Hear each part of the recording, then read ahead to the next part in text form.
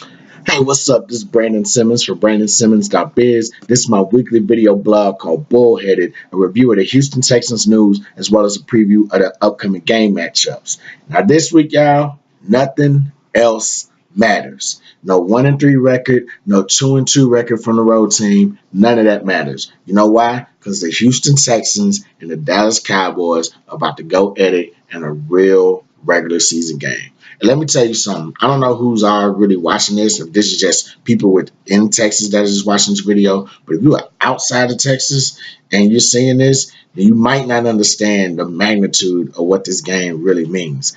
Like the Houston Texans and Dallas Cowboys, their fan bases, they are always going at each other, drawn off by who's the best, who won more Super Bowl rings, why the Texans ain't got no Super rings, all that yada, yada, yada. You know what I'm saying? But now they're actually going to be able to put on those pads in a real game. See, the Texans play the Cowboys every year in preseason, and that's cool. But it's usually the game that's like where all the free agents or undrafted free agents are trying to get onto a team, trying to make the final cut. So there's nothing really exciting. No big names are really out there. But regular season comes around, and you know what's up. You got your J.J. Watts, your Ezekiel Elliott's, you know what I'm saying, on both teams, ready to go at it, put it all out there on the line. This is just, this is probably the game of the week, if anything. But going back to what I was saying about the fans, like the fan bases for each of these teams is so intertwined that it's crazy. Like this is Texas. Everybody loves football, first off. And so you got fans, in Houston that have been Texans fans, Oilers fans. So they've been hating the Cowboys for the longest time.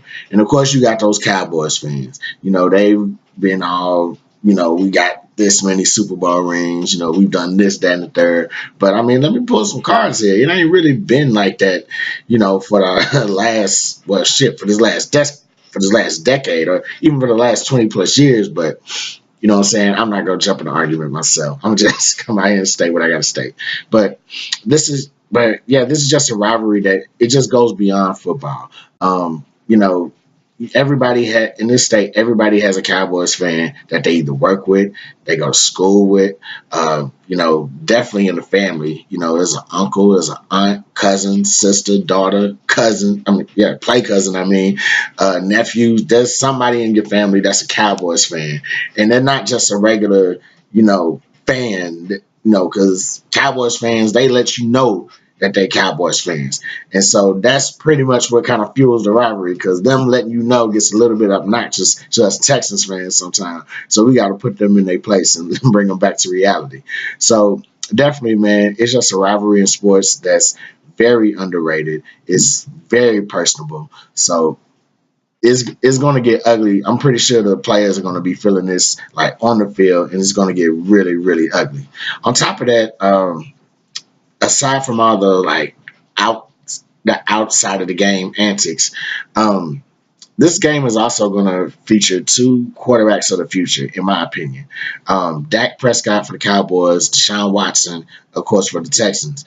And so when Dak first came on the scene, he was, it was everybody was just raving about him. He stepped in for Romo when he got hurt, and throughout that whole rookie season, people were just this is the Cowboys' next QB. Same thing with Watson.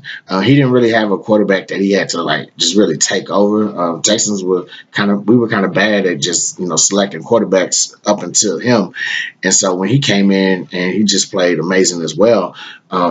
We've deemed him, our quarterback of the future. And so both of these guys, they've had great rookie seasons. But when it comes to the second years and going forth, especially when it comes to this year, it's just been, kind of a rocky road. We take a look at some of Deshaun's numbers for this year. Okay. So taking a look at some of Deshaun's numbers for this year. Well, comparing them to last year, He had 19 touchdowns, 8 interceptions, and that was through the course of like 7 games. So I mean, that's not a bad mix right there. However, coming in this year, coming into this game in week 5, he's only had like 7 touchdowns and 4 picks, and so it's still decent, but I mean, it's not as good as it could be or as spectacular as last year. So definitely, he's just going to get better. His season was cut short last season. His season was cut short last year, and it's like I said at the beginning, even before the season, this is probably going to still be a continuation of his rookie year. Going back to Dak, he's had a full 2 seasons to get everything together, and he's been pretty impressive. 23 touchdowns his rookie year, 22 last season. So far, just 4 touchdowns and 2 picks this year. 13 picks last season. So this year, one of his biggest criticisms is he really hasn't been throwing for past 200 yards, and that kind of makes sense. I mean, this isn't 1993 anymore, where you can throw for 180 yards and blow a team out. It's pretty much a lot, and this is an era where a lot of the rules have been favored him, have been relegated to favor the offense a little bit. That's the whole big controversy now with the roughing the passer call and just other calls that have been created over the years. So people expect him, put up bigger numbers, 200, 300 yards a game or whatever. It is what it is. So, but we'll jump into all that. But definitely, just to round about this whole point about this game, the importance of this game, it's just going to be a huge game for this state.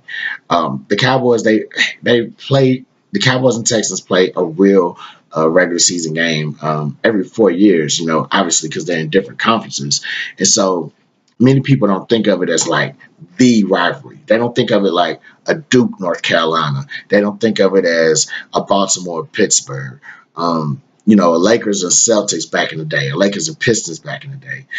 Just they don't really feel that type of magnitude towards it. But I mean, if you ask any fan of any of these teams, and they'll tell you straight up that this is probably the best rivalry in all of the sports, if not one of the top 10. So, hey, listen.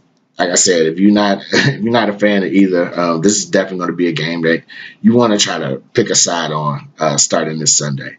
So, with that being said, we're going to go ahead and get into what the Texans need to do to win this game, and it just boils down to 3 things. So, number one, Watson needs to get rid of the ball quickly. So this year, Watson has been sacked at least 3 times in every game he's played, at least 3 times. Now, some of that I do attribute to the O-line being leaky, O-line just having their mistakes, and they need to fix those up really quick. But also, last game he got sacked 7 times, and a couple of those sacks, it was just Watson holding on to the ball too long.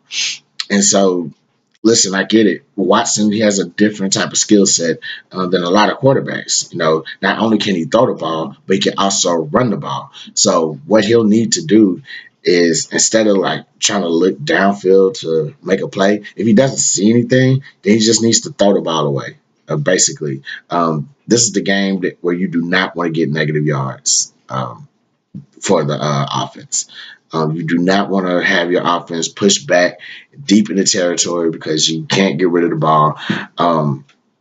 You keep doing that, pushing them back. When it's time to punt, you're going to give the Cowboys too much opportunities and favorable field position, and you don't want that. Even though their offense is having, their ups and downs on their own, you still don't want to give them those opportunities. So definitely Watson needs to get rid of the ball and not allow any negative yards. Another thing to help him aid him in getting rid of the ball is quick passes to avoid the pass rush.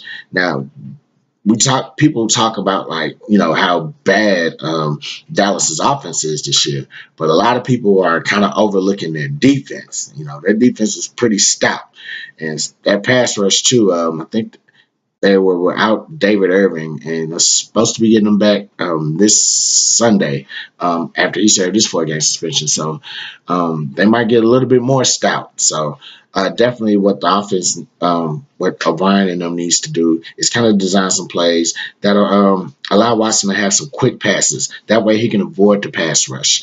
And just kind of neutralize him a little bit because they're going to come after him.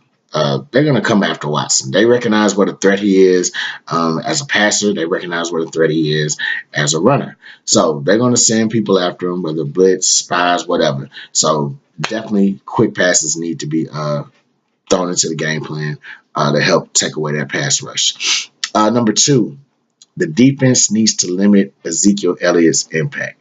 So as much as people down on the Cowboys offense, their one bright spot is Ezekiel Elliott, obviously. And so right now he's the leading rusher in the league. So definitely one of the things they are probably going to do, and it's not no probably to it. One of the things that they are going to do is go after is try to test. They're going to use the run game early, definitely. So if they don't get it early, they're going to probably get it later on, just to come back around to it and see what they see what they can get out of it. I mean, without question, man, they it looks like they're still working through getting some chemistry built with these receivers, but until that happens, they're more than likely going to use Elliott for a lot of things. So not just for rushing, they're going to use him for receiving as well. Do not sleep on him as a receiving option. Last week he had 88 yards receiving, and 2 of them were like some really big plays. One of the plays he had like 38-yard touchdown run off a screen. Touchdown run. He had a 38-yard touchdown reception, but it was really just a screen pass where he caught it and just ran through the entire Lions defense. The second play was at the end of the game, and it was a deep pass that he caught while he was lined up in the wide receiver position. So that pass actually set them up for the game-winning field goal. And so definitely you do not want to sleep on him as a receiving option. You definitely look out for him as a run, but wherever he lines up at, whether it's in the slot or whether it's out wide, just kind of keep an eye on that and just cover it.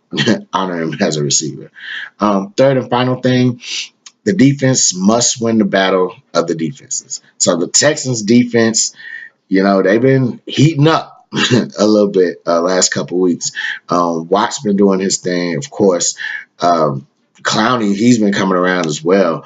Last week's performance against the Indianapolis Colts, I thought was one of their better performances of the year so far, in my opinion. Watt, he had 2 sacks, had 4 tackles overall, and he had 2 forced fumbles in that game. Also, Clowney, he had a couple of sacks as well, but he was also disrupting a couple of runs and held. I believe they forgot the number of yardage that they held him to, but it was a pretty low number that they held him to as far as running, and that's a pretty big deal considering they went like they went the whole game, then the whole overtime throughout that. So definitely kudos to those guys. Watt actually was AFC Defensive Player of the Month or some type of Defensive Player of the Month. I will probably add a text to go and correct that if I'm wrong or whatever. But whatever it is, they need to continue that play coming into Sunday. This Cowboys O-line, they've been it hasn't been like the best O-line in football as in previous years, but they've been okay at times. Let me see if I can pull up these sack numbers for Dak. So yeah, basically, and 3 out of 4 games this year. I'm looking at it right now. Dak's been hit, like he's been taken down he's been sacked at least 3 times. That Carolina game, they had 6 sacks. The Seahawks game, they had 5 sacks. Ironically, both of those are losses. So the magic number seems to be 4. Yeah, the defense. I mean, shit. Last week, our Texans defense got 4 sacks. Obviously, with Clowney and White, they got at least 4 sacks. And so, if we can, get to the quarterback with that, if we, yeah. I'm tripping on that. So anyway, yeah. So if they can get to if they can get to Dak and just force him to pass, then we should be gravy. Um, that'll be definitely be the main thing. As far as like focusing on Elliott, just taking him away and just forcing Dak to pass the ball. He's averaging 188 yards passing a game.